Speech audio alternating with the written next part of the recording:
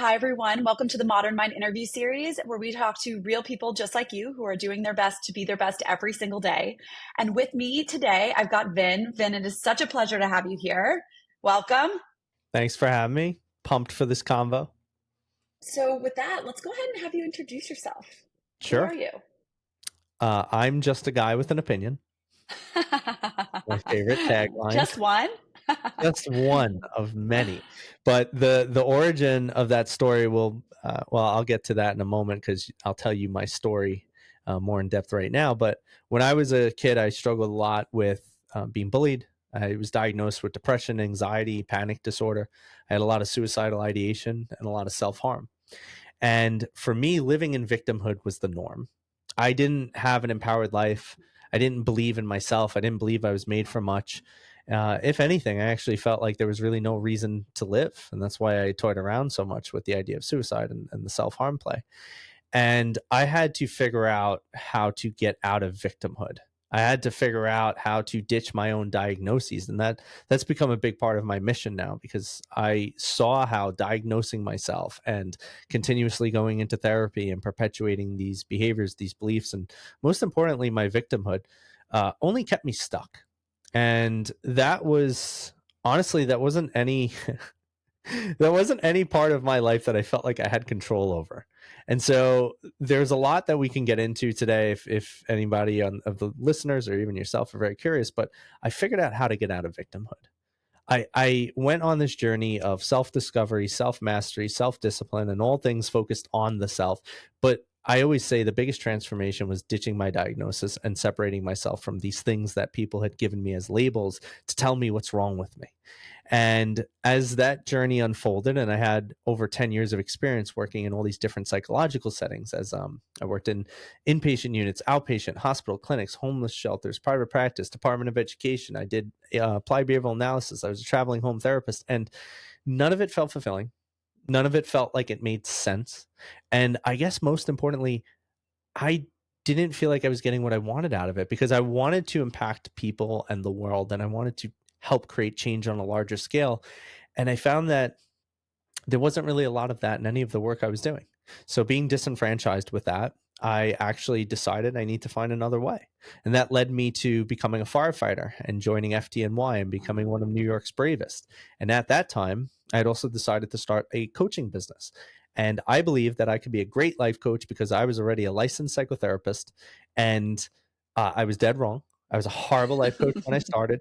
And I had to learn what it was to actually be a coach. And so I got my training and my certification under Tony Robbins' training program. I started building this coaching business while I was a firefighter. And that's actually where I got the nickname or the tagline of I'm just a guy with an opinion. It was standing on formations one day with my line buddy.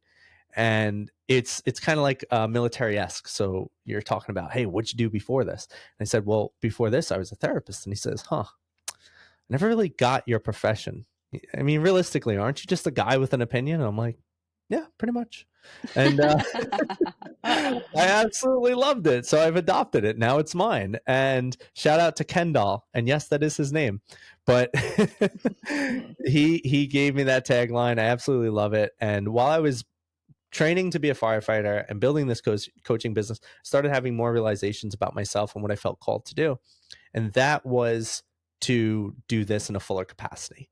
I had a moment of clarity while I was a firefighter, and I realized that my heart really was devoted more towards the impact that I think I could make on this side of things, being a coach and using my therapeutic trainings. And so I decided to go full time into that. I took the leap. I resigned from the fire department after a year of service there.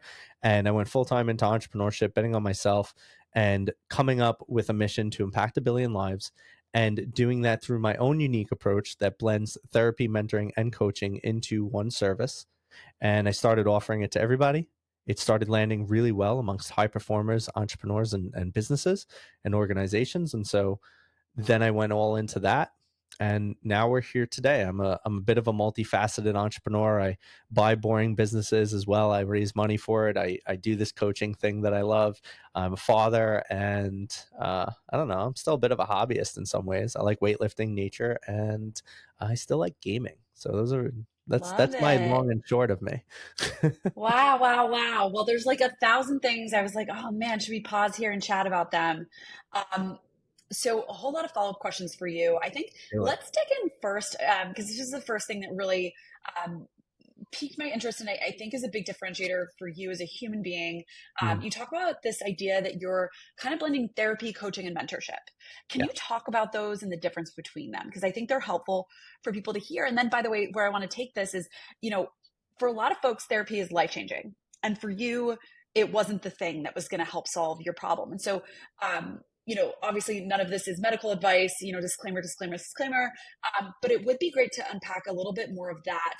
Um, as well, because I think when it comes to mental health and wellness, everyone has their one solution that worked for them. And what I want people to understand is that sometimes it's actually not one solution, it could be many. And in your case, you kind of bring a whole bunch to the table with all your clients. Yeah.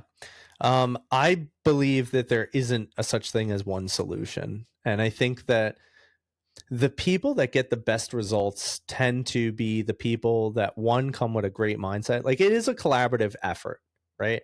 You have to love the person you're working with and you have to be the ideal person to work with. And so what I've found is people that tend to have one solution typically tend to fall short on the progress that they can provide or the opportunity for progress they can provide to people.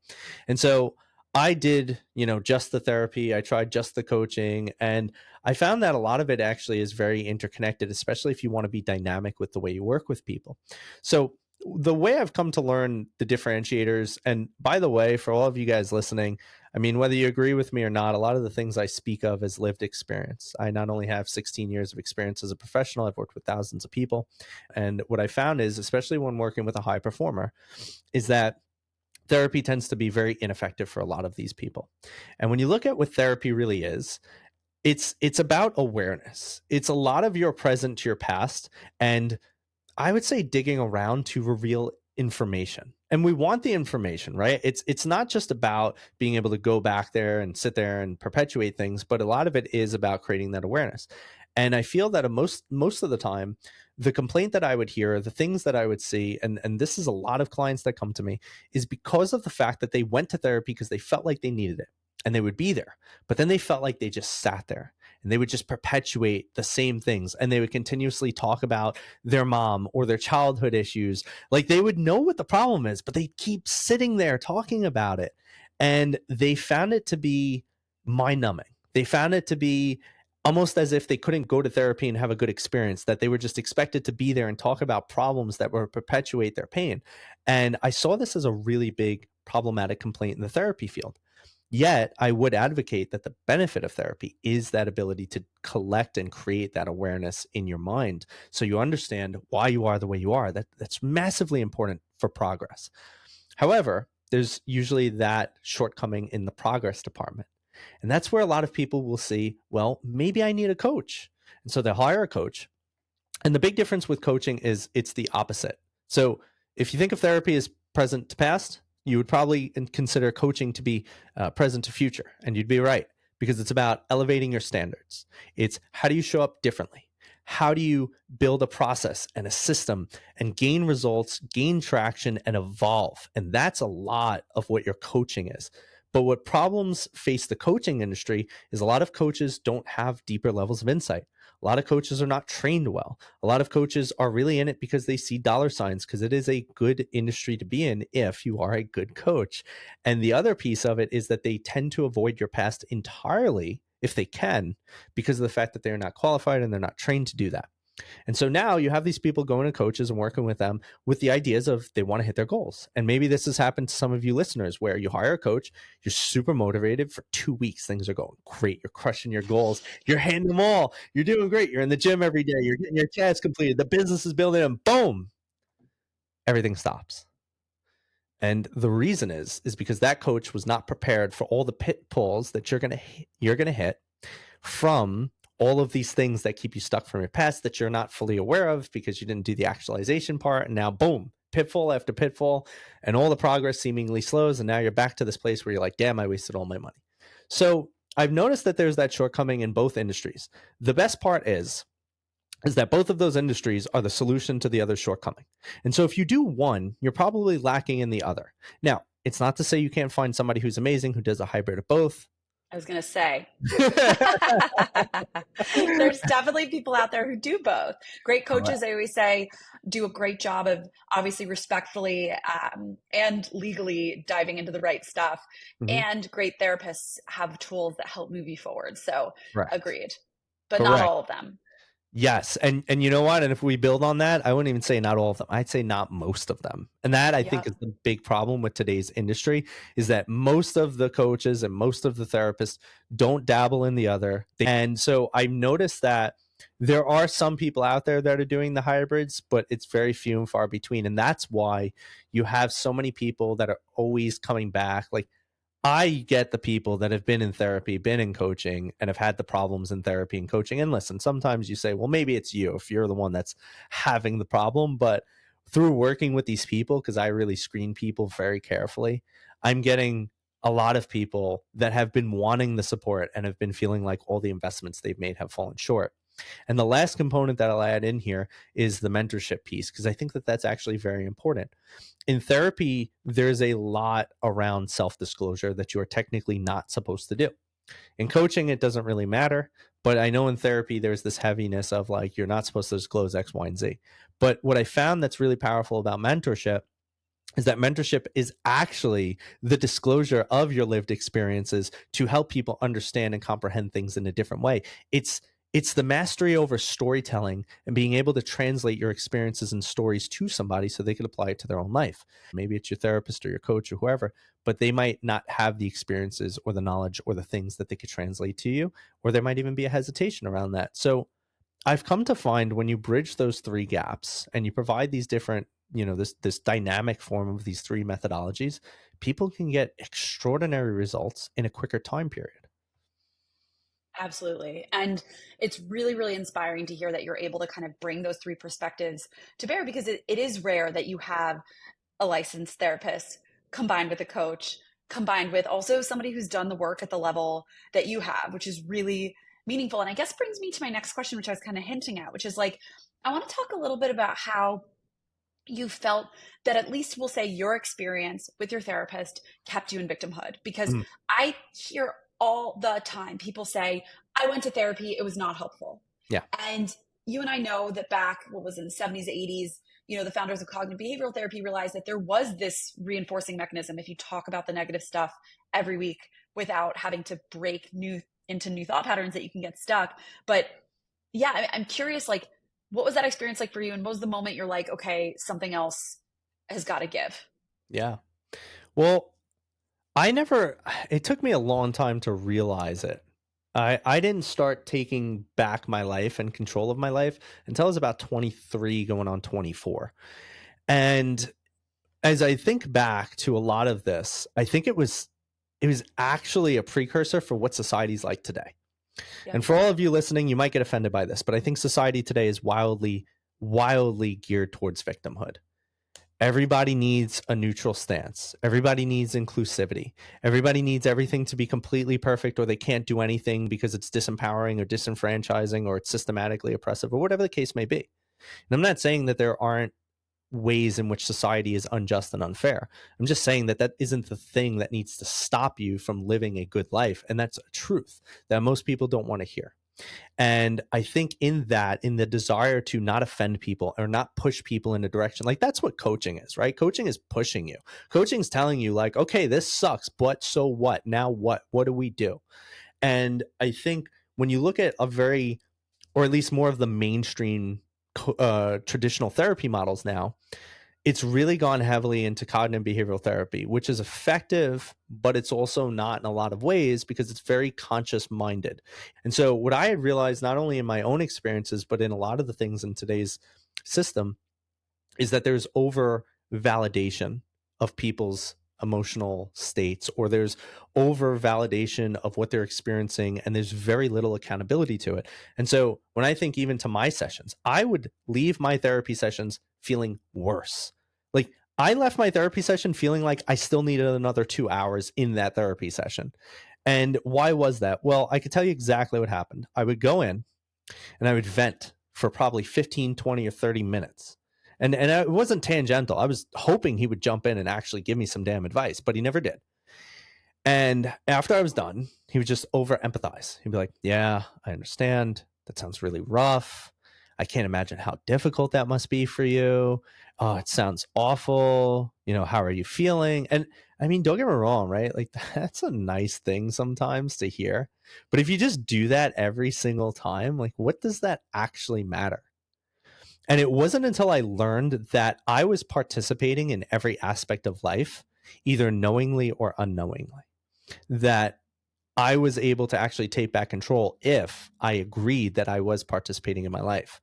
But perpetuation of victimhood is giving away your power and saying that you're not really participating. That, yes, you should be depressed because you're getting bullied. Or, yeah, you should feel crappy because you're not making enough money, or that your boss is a jerk. Or we could go through all of it.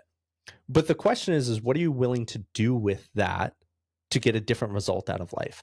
And until you're ready to take some form of ownership, self-mastery, accountability, and understand that your life is the sum of the way you've been interacting with it from X period of time until now.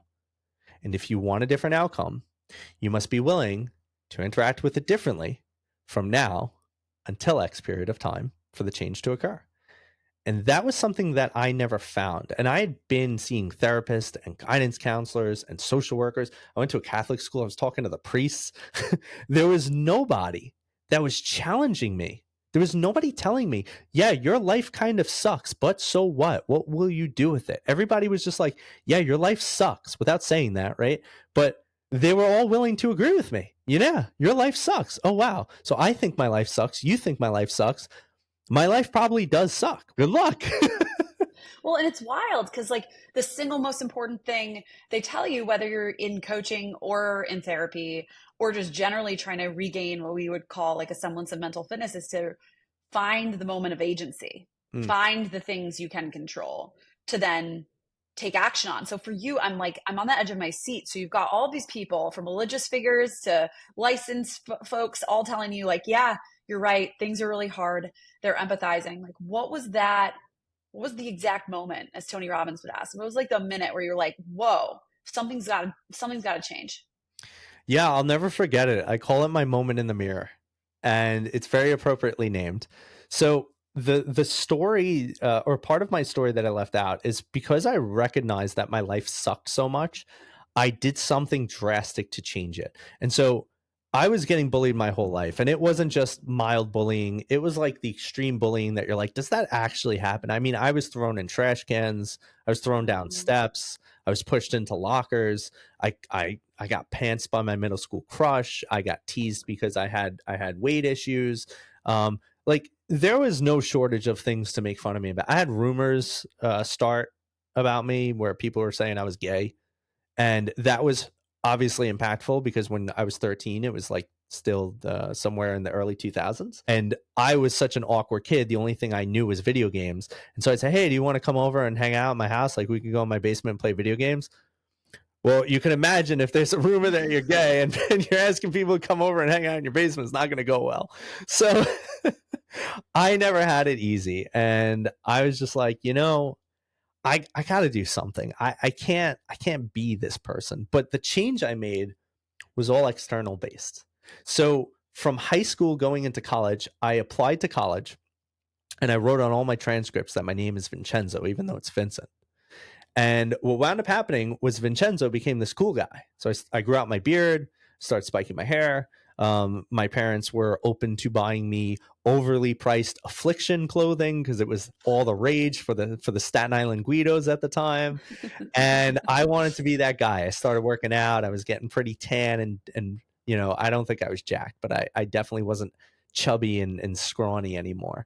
And so I went through this external transformation. I started getting attention from girls, but it wasn't well received. Like, girls would ask my friends frequently, they're like, what's up with your boy? I'm like, what? It's like I'm like hitting on him like crazy, and he's just kind of ignoring it or me. And like, I remember I would go out on dates and girls would be like, why didn't you make a move? And I'm like, I didn't know you wanted me to. Like, it was one of those things where you can't see it because you never had it. And then you're so afraid of it that it just never happens. Right. Even guys, like guys wanted to be my friends, but I wasn't good at being friends with them. And just everything was just never working for me. But seemingly I had it all together. Right. I became a personal trainer. I was working nights and weekends at the gym, and I was a mental health worker, and I'm in college full time, and I'm graduating in honors with my my honors in psychology, and I get all these amazing things going for me, and yet my mental health and my mental breakdowns are getting worse and worse to the point that like my therapist is on speed dial with me, and I'm doing like emergency sessions over the phone because it got so bad and the panic attacks were so bad that I couldn't make a decision without consulting him. I was so afraid to trust myself and make my own decisions that if he didn't tell me what to do, I literally wouldn't be able to make a decision. And so I remember at 23 years old, I finally graduated from college. I had my master's degree. I became a fully licensed psychotherapist, and I took off. I quit both of my jobs. I didn't try to apply for one yet. I had a bunch of money in the bank. I had a hot girlfriend. I had a nice car. I got a Camaro SS with performance exhaust. It was phenomenal. Started getting some tattoos, and I was just doing whatever I wanted. I was going hiking. I was buying lobster and steaks for dinner all the time, and like just burning through cash. Like it's just cash didn't exist in my world, in a stupid way. But that's besides the point. And so I'm doing all of this stuff, and I'm like, man, life is great, but I'm so miserable. And I was wondering, I'm like, okay, so wait, hold on. Society says if you have the career, if you got some money, if you have the cool car and the hot girlfriend and the good body, you should be happy. Well, I have all of it. What's wrong with me? And then you get to that thing, like for all of you guys listening, I hope you don't do this, but people in society are very judgmental. So if they see that you have things that are good going for you, you can't talk about your problems because people will judge you even harder. They'll be like, wow, you're so It's true. ungrateful, right? You have all of this and you suck because you're miserable and you have all of this. I know people that are poor and starving and dying that would wish for a fraction of your blessings that you're miserable with. So now I just hold it all in, which perpetuates the misery, right? I create my own suffering now. And in utter and complete frustration and exhaustion with my life, I went into the bathroom. I was still living at my parents' house. Nobody was home. I went to the bathroom and I slammed my hands on the counter. I was like, what is wrong with me? Why is my life so miserable? Why is it so upside down? Why is it that all of this stuff doesn't matter? I have everything I should have to be happy. And I couldn't figure it out. And after hanging my head in exhaustion and defeat, I looked up. And I can't tell you why I did this, Lissy, but I looked up at myself in the mirror and I was like, oh my God, I get it now. You're Vincent. And that was the first time in 7 years that I actually said my real name. I wasn't Vincenzo. Yes. That was the moment that created the opportunity to start transforming my life. And I learned a concept and I created a concept around this whole moment in the mirror. But I don't want to get into it because I'm sure you probably have some questions or thoughts. So I'll stop here. Oh my God. I mean, by the way, I'm laughing. I have questions, but like, let's toss them in the garbage can. Like, I feel like everyone absolutely needs to hear. I want to hear about this moment in the mirror, and then we're going to do our series of rapid fire questions. But like, I'm in it with you. Okay, so you're Vincent. Now what? So it was a really interesting moment. So have you ever heard the term up Shit's Creek without a paddle? Yeah. Yeah, it's been a while, but I have. It's a really interesting saying, right? I always hear that saying, and I look at it as the implication of this. You're in this creek. I assume it's Schitt's Creek because it is a bad river, right? Like probably stage 5 rapids, and you're in this boat that's just going. But you're in it without a paddle, which means you're just going at the will of this river. You have no opportunity to steer. So I thought to myself, well, what if you had an oar? If you had an oar, may not be a paddle, but if you had an oar, could you then steer your ship, change the trajectory, and hopefully get a better outcome in Schitt's Creek? And the answer is obviously yes, right? Because with that steering component, you could get any outcome.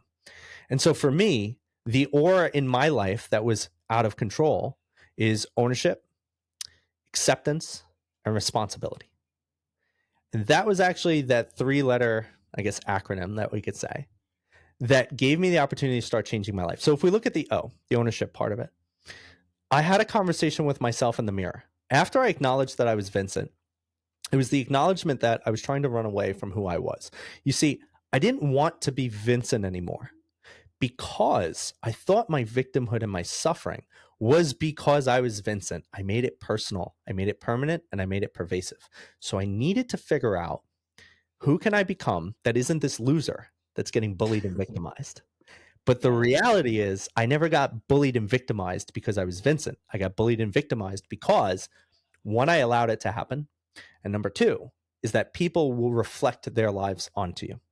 It wasn't because it was me, it was because I was the target of other people's problems. So that's okay. I figured that out. So now we look at this ownership, and I said, so who are you? Who is Vincent exactly? Well, let's go back to who we've been hiding from all this time. Vincent is depressed. He's a loser. He's not admirable. He's not a leader. Nobody would follow him. No one would be inspired by him. People pity you. You're anxious. You're sad. You're panicky. And I just went in on all of these things that I knew about myself that was the definition of who I was hiding from. But you see, there's a power in there too, because for me, that was the start point. It's like, we're here now. We're at the start of the race. Acknowledging this truth of who you've been, there's nothing wrong with that if you're doing it for a good reason. If you're just beating up on yourself, don't do it. For all you listeners, if you're just going to talk crap and you have no plan, don't do it. But hopefully the aura will help you. So we got there. And then we had to accept that our life right now, I'm combining all of me, Vincent and Vincenzo, our life right now is the result of all of the ways you interacted or didn't interact with life. Either interacted in perpetuating the things that you didn't want, or didn't interact by being reactionary and letting things happen to you because you didn't have the strength to stand up for it. And again, that's okay too. But you have to accept that your present is the result of everything you've done. And you can't put blame on other people. You must take the power back into your own hands. And then finally, you have the R, which is the responsibility. And that part of the conversation with myself went like this. So, do you want to keep being the person that you are? The answer is no. So then who do you want to be? And the answer actually came out really easily because I already knew who I was and I knew I wasn't happy. So now the question is, so who do you want to be? Well, I want to be a leader. I want to be inspiring. I want to help people. I want to be powerful. I want to be strong. I want to inspire others. I want to be happy. I want to be enthusiastic. I want to, all these, and it just went. And then the last part was very simple. And it was, so how would you show up in life as all of these things? What would a leader do? How would they talk? What would they say? What would they think about? What would their behaviors look like? What would their actions look like? How would they make others feel about themselves? How would they feel about themselves? How would their presence come into a room? And you start getting granular on all of this stuff. And I built myself this roadmap to switch my identity from disempowered to empowered.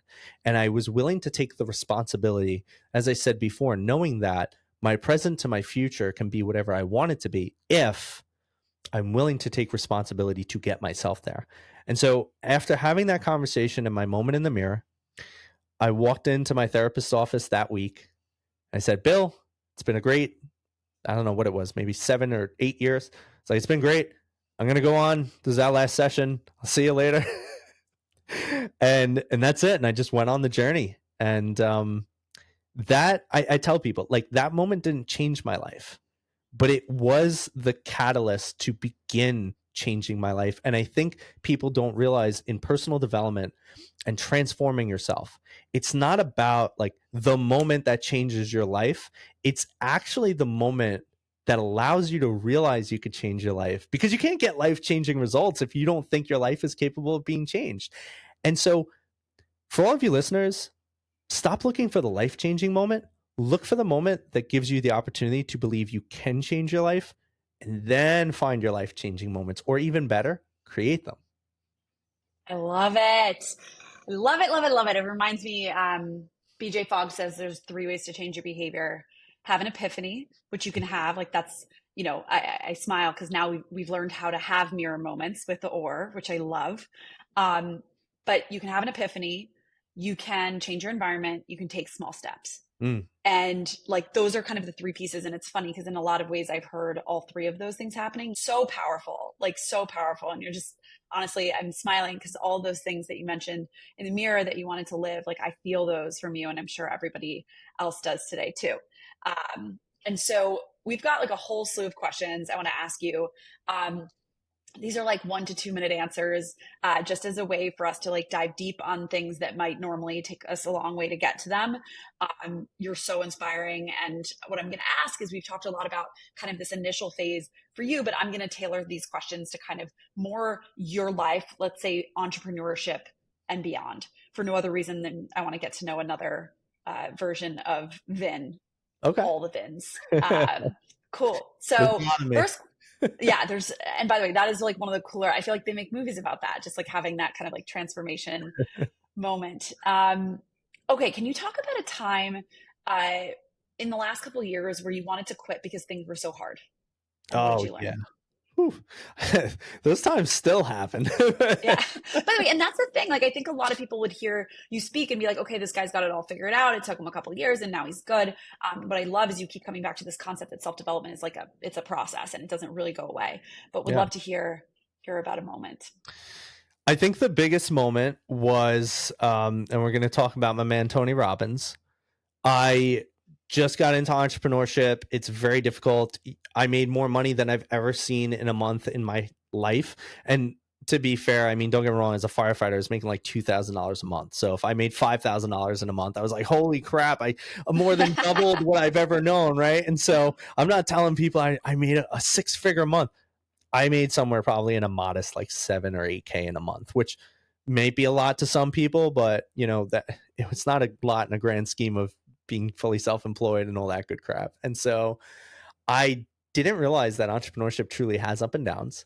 I spent the money thinking I was going to make more, and I did until I didn't. I was like completely broke to the point that my girlfriend actually paid my credit card bill at the time because I literally could not afford it. And I was sitting on the toilet, not because I was going to the bathroom, for all you people wondering. I was just sitting there because I was hiding in the bathroom and I was crying. And my girlfriend came over to me and she said, "What's wrong?" And I said, "This is just so hard and I don't know what to do. You know, I have no money. You had to pay my bills because I had no money." Said, maybe I should just go back to being a therapist or try and get my job back as a firefighter. And she's like, don't do that. You don't want to do either of those things. And I was like, I know, but I don't know what else to do. And I'm scared. And she said, hey, you'll figure it out. Just trust it. Like, you'll figure it out. And then I paid for this, you know, the Tony Robbins business mastery before I had no money. And I was there live and he asked who wants a business intervention. Out of like the 70,000 people, I got picked to have a business intervention. And so they wound up filming the whole thing. Fun fact, it's actually on his YouTube channel right now. If you go to the Robbins Madonna's training, they named the video like how to build your coaching business. But it was interesting because the reason I think I didn't quit is I was just recognized by the person who inspired me to become an entrepreneur. In the moment that I wanted to quit, in a room of 70,000 people, and it was virtual, which means the chances of you getting called on was even smaller because in Tony's virtual studio, he had to slide between screens to see people on the Zoom. So it wasn't even like he saw my hand in a crowd. He's like, oh, I could see him. It was more like I swiped at the right moment. And by the way, he called someone else and they had technical issues. So he took her off the screen and then picked me. So I was like, Wow. this happened to remind me I'm right where I'm supposed to be. And then I did figure it out. But I still didn't figure it out because nobody knows what the hell they're doing. Don't let any of the internet gurus lie to you. Nobody knows what the hell they're doing. I'm done. Go ahead. But that's why the same, gurus on a different channel who are advertising on those channels say beginner's mind, everybody. Yeah. Always we know nothing. We know everything and we know nothing. Um, okay, so here's another one. What's the best piece of advice you've ever received? Oh, this one's so simple, but so oh wait, can I do 2 pieces? You can do 2 pieces. We'll Okay. allow it. Oh man, they're so freaking good. So one of them I received from a mentor, and one of them I received from a book. uh the one from the book is from Marcus Aurelius. And his quote is, be strict with yourself and tolerant of others. And a lot of the issues that I was having in my relationships with others was, to become a more successful, self-empowered person, I had to have high expectations of what I was going to allow for the standards of my life to be. I had to take Yeah. back a lot of power, be unwilling to give people my strength and emotions and mindset and things like that. Yet the problem is, I think I went too extreme, and I started having these harsh expectations on friends, family, and relationships. And I struggled to have friendships, and I struggled to be in a romantic relationship, and I struggled even with my own family, because I just started looking at people. I'm like, you're not doing shit with your life. Like, you suck. And here's the funny part. I it took that line from Marcus Aurelius to tell me, hey, it's okay to have these standards for yourself, but keep them for yourself. And it really transformed the way that I started interacting with others. I started having more fulfilling relationships, and I was allowing people to just be who they are without me pushing who I think they should be. And then the question wasn't like, are they living up to my standards? The question was, do I just admire them as a person, regardless of what their standards are? And so that has been powerfully transformative. And then the other thing was what has grown my business and continues to do so to this day. And it will, if you're an entrepreneur and you're listening to this, or even if you're somebody that just wants to move up maybe the corporate ladder, this is the biggest piece of advice I got. Is he told me that relationships are rocket ships, and they'll take you everywhere you want to go. And the truth is that this world is relationship based, because we all rely on one another for something. Now, you might think, as a coach, of course I rely on people for my business and my income and all that. And that's very true. Yet, even if I wasn't a coach, I've always seen it that having these relationships and meeting great quality people and figuring out ways to be supportive of one another and have synergies and genuinely care about others has been the biggest, or is the biggest thing you can ever do if you want to grow any aspect of your life or business. Love it. Love it. Those are so good. And I love that both pieces of advice have to do with other people. Mm. We're social animals, we're social people. And I think that a lot of times, a friend of mine was really funny, who will remain nameless. She said, someone in her life was struggling, and she's like, what am I supposed to tell them? I can't help you because I'm self-actualizing right now. And I think that there is this almost like, we forget that as you're continuing to develop yourself, so much of that development will come through the lens and through support of other people. So I Mm. really adore that both of those quotes have to do with relationships. I think that's great. Okay. What is a small moment from your early years that felt ordinary, but now looking back was extraordinary? It's a great question. Small moment from early years. Actually, you know what? I feel like it was the moment that's coming to my mind right now has has always has always felt extraordinary, but I think as I continue to reflect on it, it feels more and more extraordinary. So I'll share that with you, because I don't know if I have Okay. ordinary moments anymore. I love that. So I walked in, I think, now I started my business full time in I went full time in like the end of 2020 towards 2021, and I started my business part time in 2019. And so while I was still a firefighter, I was shopping for my mom at Swarovski. I can't remember if I was buying her a birthday gift, or a Mother's Day gift, or Valentine, whatever it was. It was something for my mom. And I walked in and I saw this freaking thing. It was this crystal tiger, and it was so cool. It was this piece of crystals, this crystal tiger, like a yellowish gold crystal on this piece of granite. It's climbing up this granite, and it's like roaring, and it looks so damn cool. And I see it, and I'm like, wow. And then I see the price tag, and I'm like, wow. And it was like, I think it was $1,000 or $1,100. Whoa. And I said, what's the deal with that thing? And they're like, well, it's a special collection, and I was like, well, what's it symbolize? Well, it's strength and all this other cool stuff. I'm like, wow, that thing's amazing. And I go and I buy this gift for my mom, and I'm talking to the cashier, and she said, you really like that tiger. Like, do you want to buy it? And I'm like, I am a firefighter. I do not make a lot of money, and I cannot justify spending $1,000+ on a freaking rock. And I Yeah. said to her, but you know what? I said, but I did start a business. And I feel like I'm going to go full time in it one day. And so when I start my business full time and I'm fully self sustaining on my own business, I'm going to come back and I'm going to buy that tiger. And a year goes by and I totally forget about this tiger. And I swear to God, I go back to Swarovski to buy another gift from my mom. I, Lucky mom. I think they just got nice stuff. I don't know. I'm No, drawn they have to it. great stuff. Right. And so Yeah. I'm like totally forgetting about this tiger, but I saw it. And I was like, oh my God, they still have the tiger. And I said, hey, how many tigers you guys got left? They're like, oh, that's the last one. I'm like, I'm buying the tiger. And the woman actually says, she says, wait a second. Were you the guy that was in here a year ago with your friend telling me how he's going to buy the tiger when his business gets built? And I was like, yeah. And she goes, well, how's business? And I said, well, I'm buying the tiger, aren't I? So the tiger's now sitting right here next to me on my desk. Can we see it? Oh, sure. Yeah. And it actually has a new addition to the, what do you call it? On a trip, people. So there is the tiger. Oh, wow. And there's the bull, which is a new addition. But yeah, I love these things. And there's my Those are firefighting so shrine. cool. Wow. Well, by the way, this is my next question to you, which is normally I would ask a different question, but we haven't really talked much about firefighting. I know you did it for a year. What was the best lesson you learned from that experience?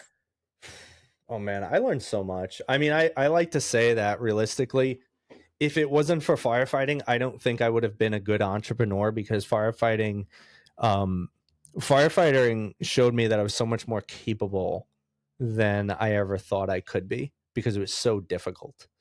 At least to become a firefighter, it was very, very rigorous training. If I had to think about what was the best lesson as a firefighter, okay, here's the thing I took away from it.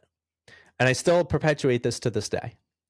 When I go into the gym right now, to this day, every day I go into the gym, I actually clean up the area around me.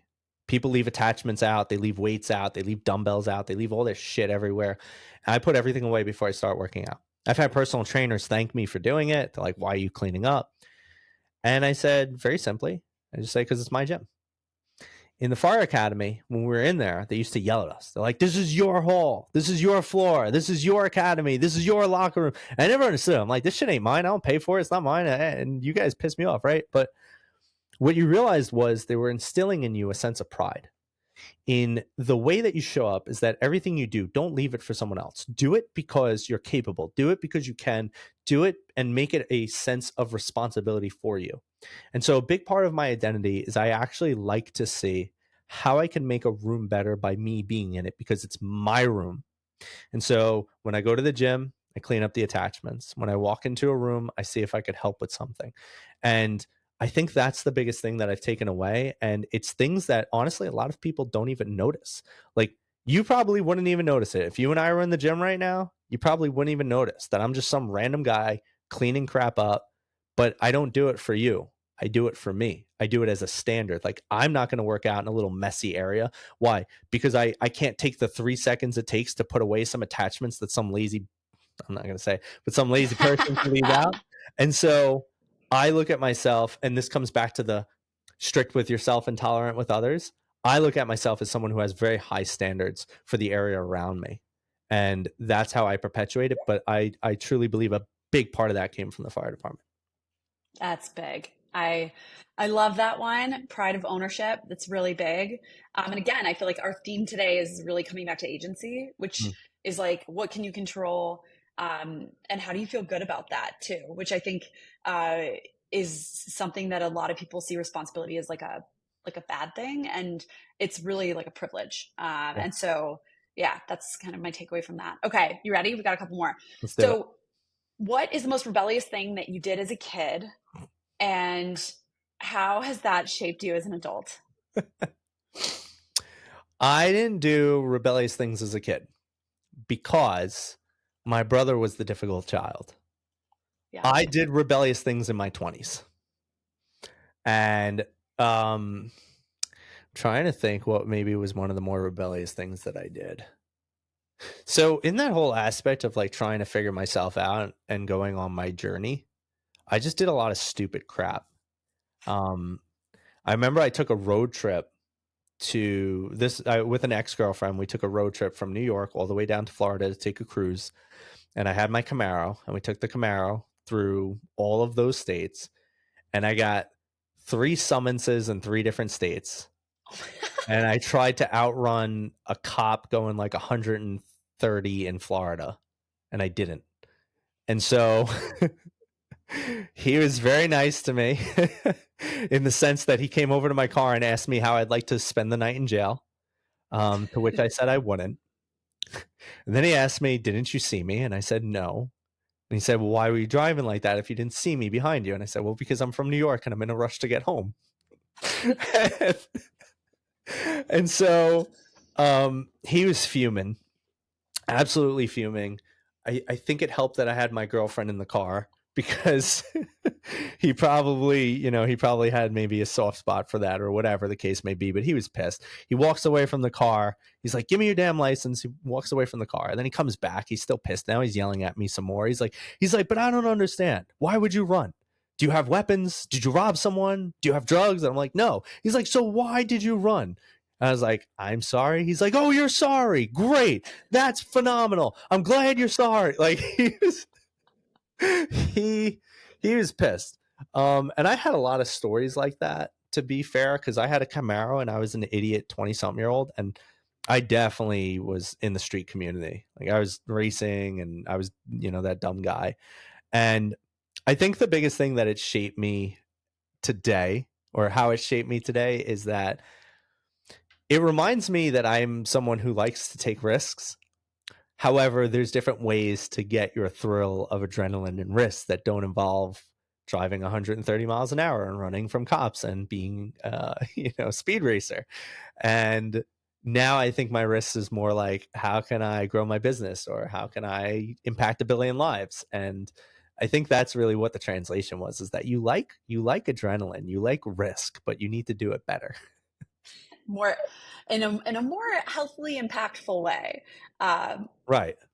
that's wild. I love that. I mean, we could spend like another 3 hours on that story alone, but we won't. We're not going to double click on it. We're going to stay here because people can reach out to you if they want to learn more. Sure. Um, okay, so what are like 1 to 3 things right now that are in your, this is so cliche, forgive me, but like your mental health toolbox, like the things that you do that kind of help you declutter, de-spin, calm down, if and when you get those moments where you're feeling like not your strong, badass self?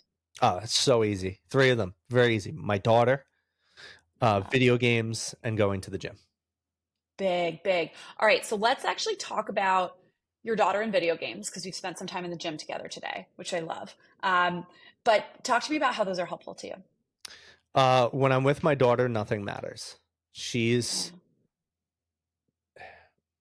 she is the best part of my soul that exists outside of me. And when you get time with, I don't know, when you get time with your soul, like some people spend time with their soul by journaling, right? Or having a conversation with themselves or whatever.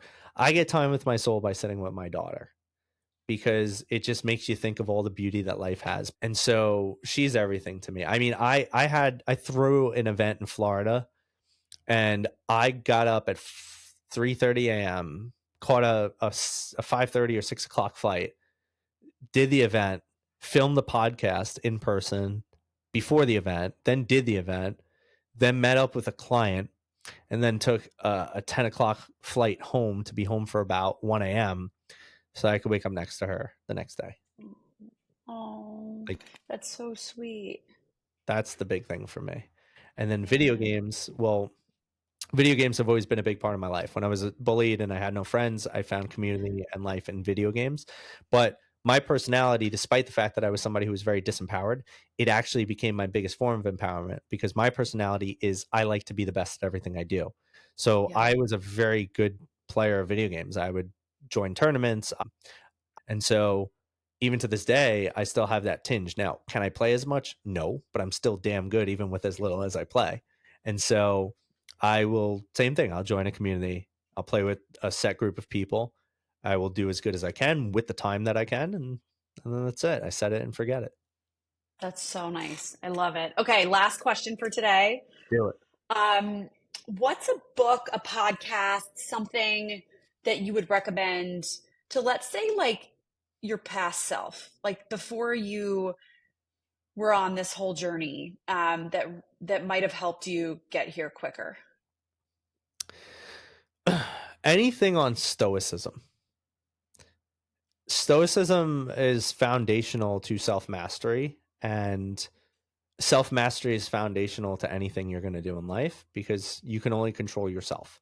You have the opportunity to influence the things that are external, but you can't ever control those. The only way you can even hope to influence the externals is if you have a good sense of self mastery. So I love this one book. It's called Lives of the Stoics, and it goes from like the very first Stoic all the way to the greatest, which was Marcus Aurelius.